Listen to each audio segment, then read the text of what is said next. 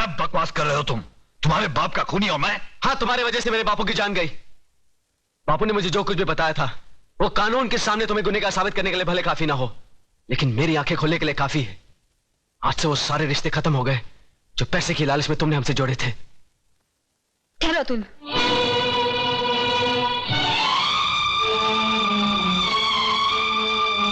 सुन लिया ना बेटी?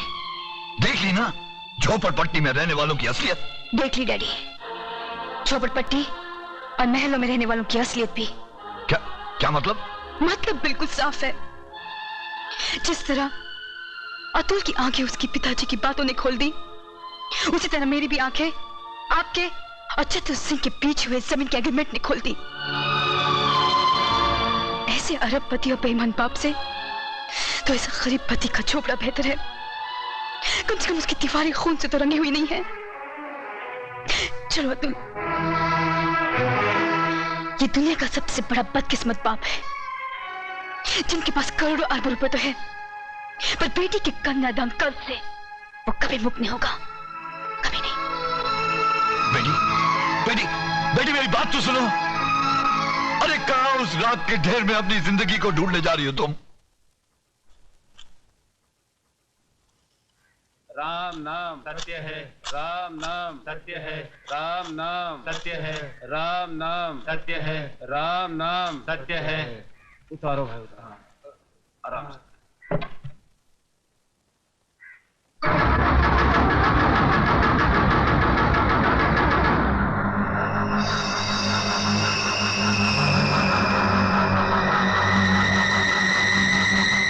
प्रताप, क्या है? ये वही आदमी जो उस दिन बापू से मिलने आया था।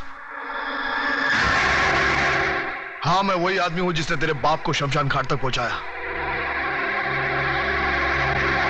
अब तुम दोनों की बारी है, क्योंकि चतुर सिंह ने एक कसम खाई है कि तुम दोनों की चिता की राख से वो तिलक लगाकर ही भोजन करेंगे। ये रही तुम्हारी चिता। फिर देर किस बात की है? चलो बड़े बेटे से ही शुरुआत करो।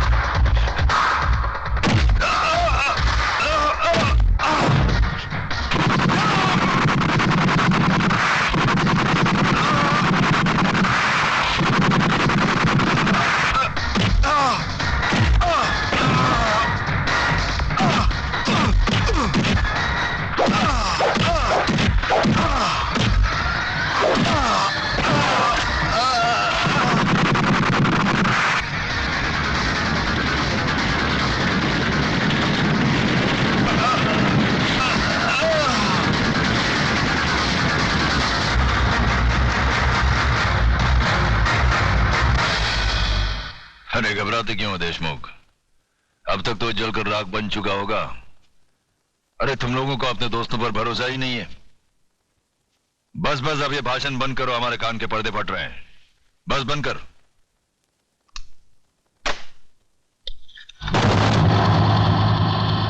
रामदीन, कौन बोल रहा है? चिल्ला मत और मेरी बात अच्छी तरह से अपने भेजे में उतार ले।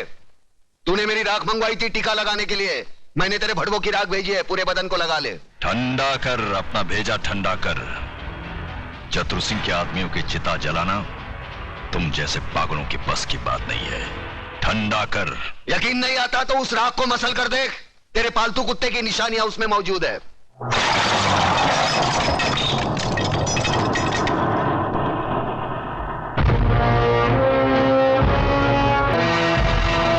अबे हराम के, तूने जलती हुई आग में हाथ डाला है।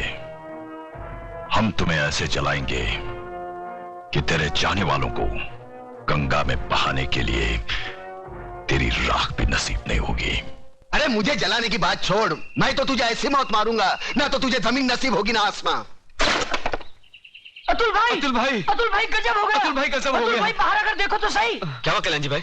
अरे क्या हुआ? क्या नोटिस लग गई? 24 घंटे में बस्ती खाली करनी पड़ेगी। बस्ती किसी की बाप की जागीर है कि खाली करनी पड़ेगी?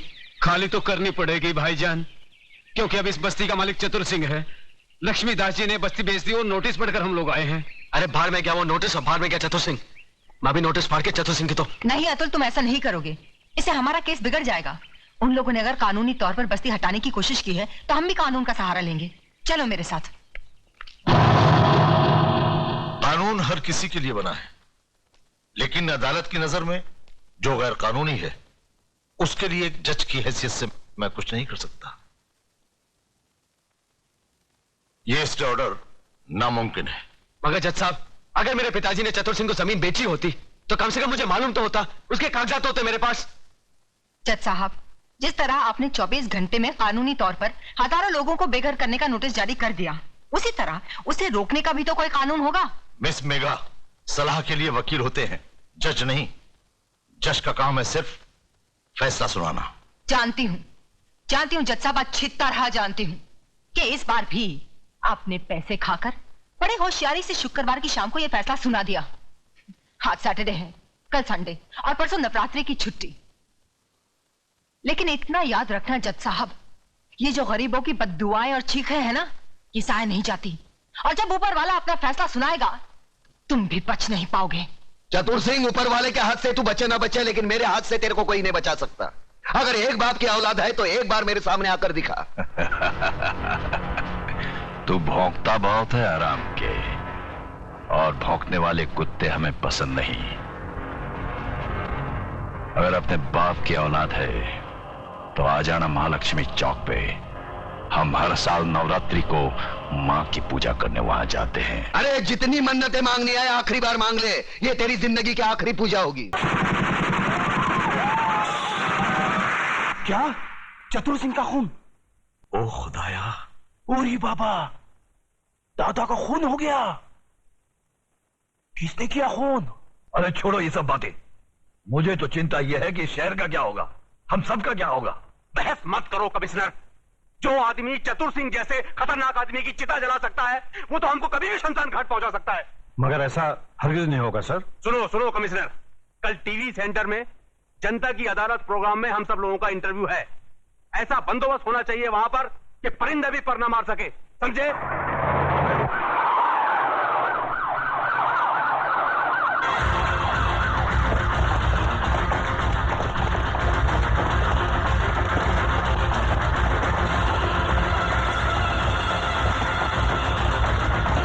कादर, तो इधर है ना? Yes sir. पांडु, जरा पीछे रहे। आज जनता की अदालत में जनता के सामने जनता के प्रतिनिधि मंत्री श्री बबन राव देशमुख, विपक्ष के नेता श्री चंद्रसेन आजाद, कानून के रक्षक इंस्पेक्टर सत्यवादी दुबे, न्यायमूर्ति श्री हुक्म अली जाबिर तथा इस शहर के सबसे बड़े बिल्डर मिस्टर योगराज अपराधी के रूप में यहाँ मौजूद हैं। इन सब पर यह आरोप लगाया गया है कि शहर में जो हाल ही में दंगे फसाद हुए हैं, जो हत्याएं हुई थी, वह सब इनकी मिलीभगत थी। क्या ये सच है देशमुख जी? लोग आजकल राजनीति को, कानून को और पुलिस को गांधी जी के 3 बंदर कहते हैं। वो बंदर जिनके सामने सब कुछ होते हुए भी न कुछ सुनते हैं, न देखते हैं और न कुछ कहते हैं। देखिए साहब, हमारे यहां लोकशाही है और लोकशाही में हर किसी को कुछ भी पूछने का और कहने का पूरा अधिकार होता है। मैं आपकी इस बात से बिल्कुल सहमत नहीं हूं। अगर ऐसा होता तो दूसरे राज्यों की तुलना में हमारे राज्य में चारों ओर इतनी शांति कभी नहीं होती। अगर चारों ओर शांति होती तो पिछले दिनों हमारे शहर में जो दंगे हुए वो क्यों होते? साहब ये सब विदेशी ताकतों का हाथ है, क्या करें। देखिए मंत्री जी, जब भी देश में कोई विपत्ति आती है तो हर मंत्री का आप ही जैसा जवाब होता है कि इसमें विदेशी ताकत का हाथ है। अब पिछले दिनों जो भूकंप हुआ था कि इसमें भी विदेशी ताकत का हाथ था? Order order, please maintain the silence. पर लोग तो कहते हैं कि इस विपत्ति में आपके साथ विपक्ष के नेता चंद्रसेन जी का भी हाथ था और पांव भी था। जी ये सब बकवास है, इसको हम नहीं मानता है। अरे हमारा पक्ष का सिद्धांत अलग है, इसका पक्ष का सिद्धांत अलग है। हम लोग अलग अलग दल में रह के एक काम कैसा कर सकता है? ये सब गुंडा लोग का काम है, बात करता है। चंद्रसेन जी बिल्कुल ठीक कह रहे हैं, ये तो पुलिस को बिना मतलब बदनाम किया जा रहा है। नहीं, ये तो आप कहते हैं, पर लोग तो कहते हैं कि जब दंगे भड़के तब दंगे वाली किसी भी जगह पर पुलिस सही वक्त पर नहीं पहुंची थी। अरे यही तो अपनी पुलिस की असली निशानी है, जब सब कुछ खत्म हो जाता है उसके बाद पुलिस आती है।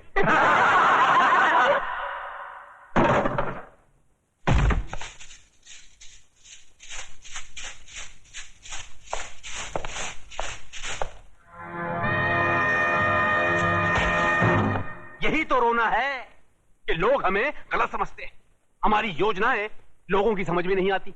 अब आप ही बताइए, झोपड़पट्टी की जगह साफ सुथरी कॉलोनी बने, टूटे फूटे गांव की जगह राहगीरों के लिए रिसोर्ट बने, इसमें देश की तरक्की नहीं है? बोलिए। पर लोग तो कहते हैं इसमें आपकी तरक्की ज्यादा होती है, सारा धन आप सब लोग मिलकर बटोर लेते हैं और डकार तक नहीं लेते।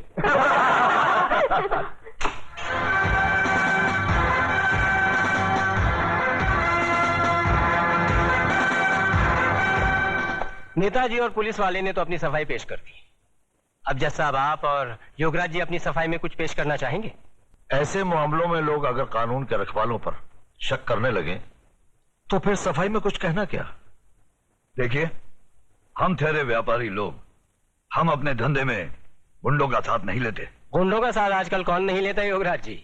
अब तो माफिया वाले भी राजनीति में उतर आए हैं और आजकल नेता लोग भी अपने क्रिमिनल रिकॉर्ड की बुनियाद पर ही चुने जाते हैं। क्यों देशमुख जी, आप तो नेता बनने से पहले दमन से चांदी की स्मगलिंग किया करते थे। देखिए देखिए, ये मुझ पर झूठा बेकार का इल्जाम लगाया गया है। नहीं नहीं, आप स्मगलिंग करते थे या नहीं करते थे? बस।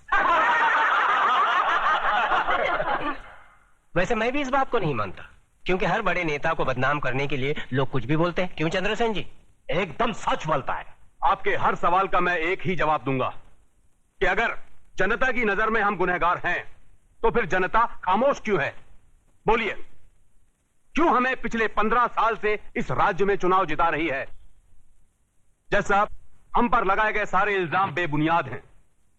हमारी सफाई में मेरा यही जवाब है। अब फैसला आपके और जनता के हाथ में है, सुनाइए। अरे असली अदालत आज तक हमारे खिलाफ फैसला नहीं सुना सकी तो ये जनता की अदालत क्या खास सुनाएगी?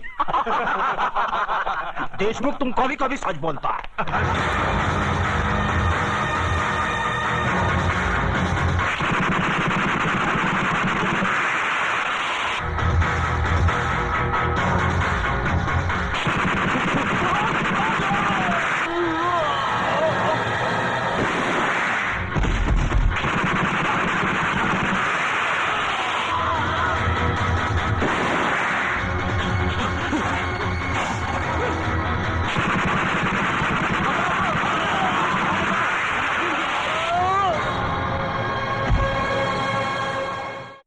अपनी सफाई में कुछ कहना है?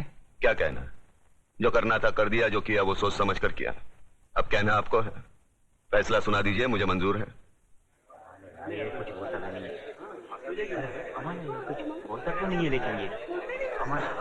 Order order.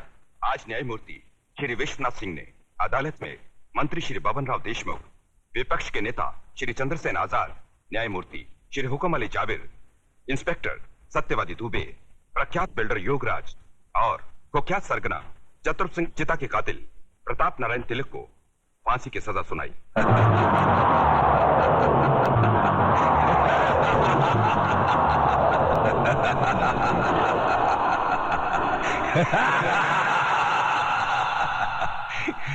जिंदा आदमी के खून के इल्जाम में फांसी की सजा। देखा पकिया, हमें तो माता के आशीर्वाद और बुलेट प्रूफ जैकेट ने बचा लिया, मगर वो हराम का कानून की मौत नहीं, चतुर सिंह चिता की दी हुई मौत से मरेगा।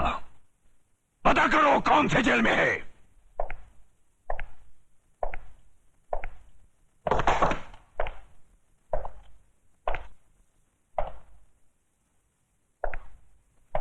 प्रताप, तुम्हारी फांसी का दिन मुकर्रर हो गया है।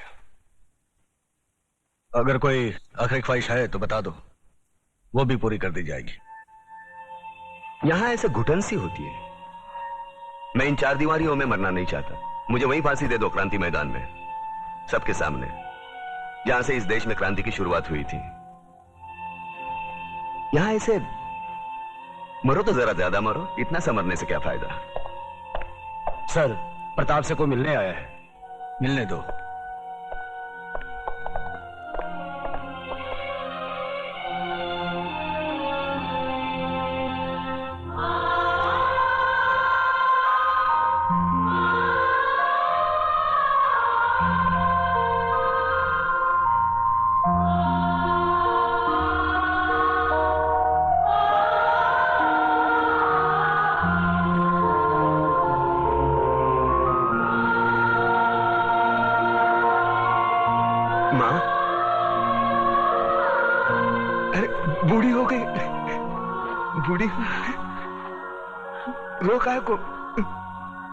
रोका को रही तू?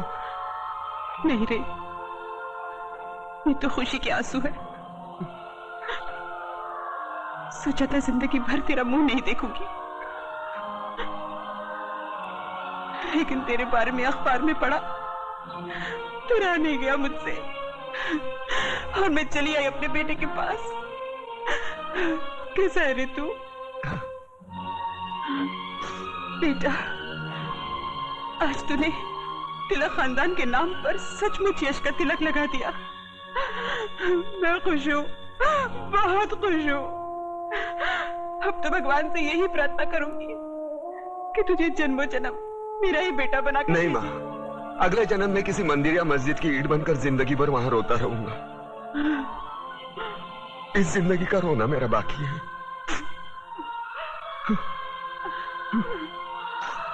दुख सिर्फ इस बात का है मैं तेरे लिए कुछ कर नहीं सका। नहीं बेटा, तूने बहुत कुछ किया, मुझे सब कुछ मिल गया। तेरे दादाजी की आत्मा को भी शांति मिल गई। बस अफसोस एक ही बात का रहेगा कि तिलक खानदान का दिया जलाने वाला कोई नहीं रहेगा, कोई नहीं रहेगा।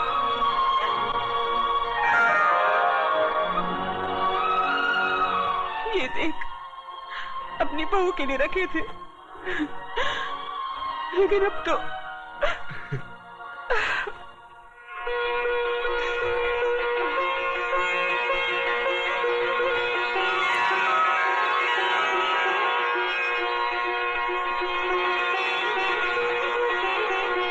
माँ, ये कलम वाली बाई मेघा लिखती है, एक दिन के लिए हमारे खानदान की बहू बनेगी। सोच ले।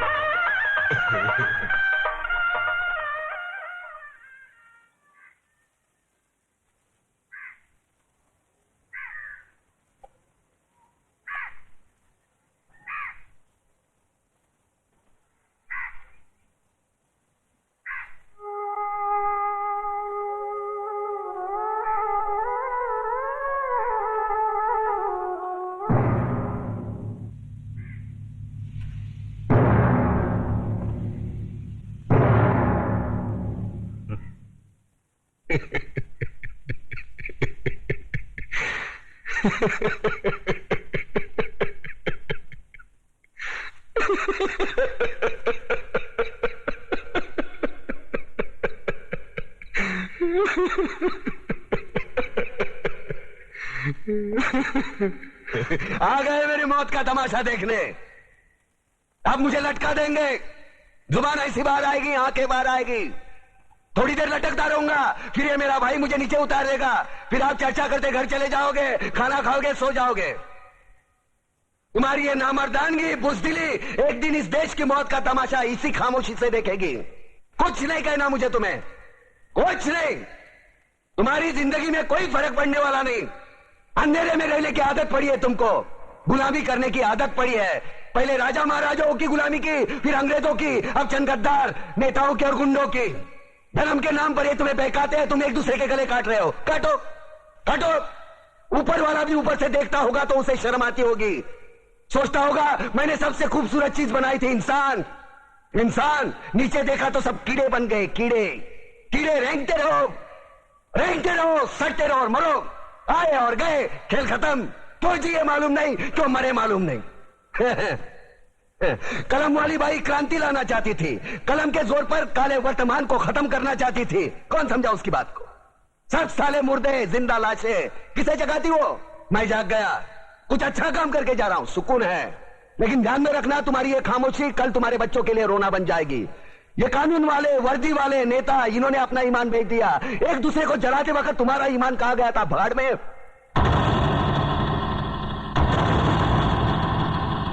ये पिस्सू जैसा हमारा पड़ोसी मुल्क आने वाले कल में शायद अपने आप को दुनिया के नक्शे पर देख नहीं पाएगा। एक बात भूल रहा है, उनके घर में जो रोटी बनती है ना, उसका आटा भी विदेशी चक्की से पीस के आता है। साले अपने खुद के देश में सुई नहीं बना सकते और हमारे देश को तोड़ने का सपना देखते हैं। वो ये सपना देख सकते हैं क्योंकि उन्हें मालूम है ये मुर्दों का देश है। वतन के लिए किसी को कोई हमदर्दी नहीं है।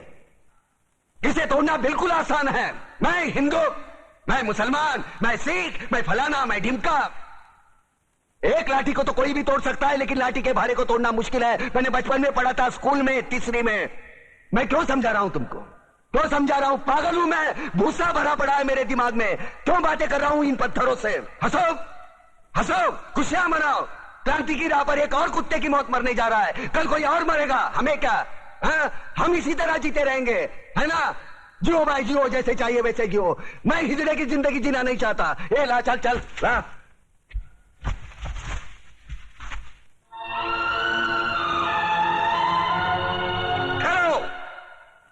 ये फांसी नहीं हो सकती। उन देशद्रोहियों के खिलाफ जो सरकार को सबूत मिले हैं, उससे साबित होता है कि प्रताप ने उनको मारकर देश का उद्धार किया है। इसलिए भारत के राष्ट्रपति ने उसकी सजा माफ कर दी। ये रहे उसके कागजात।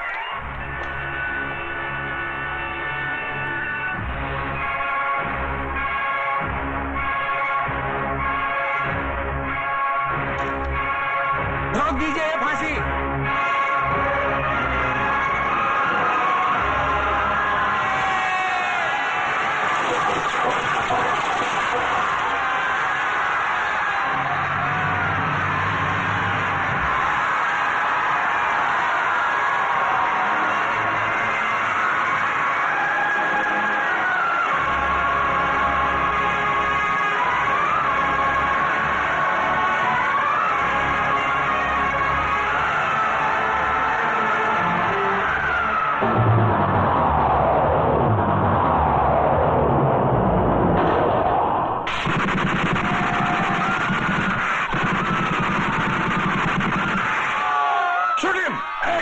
कमिश्नर, लाशों के ढेर बिछा दूंगा अगर हमारे बीच में आया तो।